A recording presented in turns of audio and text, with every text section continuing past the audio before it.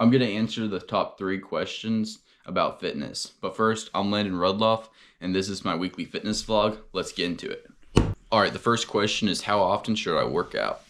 And I'm going to answer this by telling y'all what worked for me. When I first started working out, the first year I worked out, I did 6 days every week. And it worked for the time, but then eventually I started like overworking myself and I was pretty tired from that. So I switched to only working out 3 days a week. And after about like 2 months of that, I decided that 3 days a week was too less, but 6 days was still too much. And I decided on doing 4 days a week. And that lets me get in everything I need to do. I do 2 upper body days, 2 lower body days.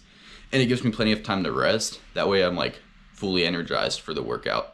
And I can get a good workout in. But that's just what works for me. The true answer to this is there's really no true answer. It's just you have to find what routine works for you.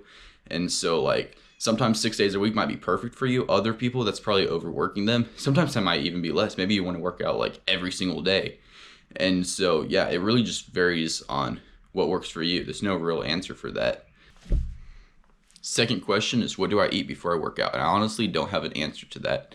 Sometimes I eat right before I work out, and sometimes I eat like hours before I work out. So I can't honestly answer that, but one thing I do is right before I work out, I mix creatine and electrolytes and water, and I drink it. And that's basically the only thing that I actually consistently do right before I work out. As far as like, what do I specifically eat before I work out? I really have no answer to that question because it just varies. And it's super inconsistent. My eating schedule is very inconsistent.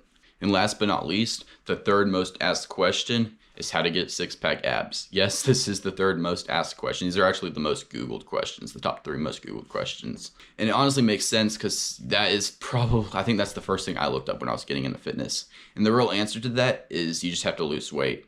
Yeah, doing 100 crunches each day. My cat's breaking through my window.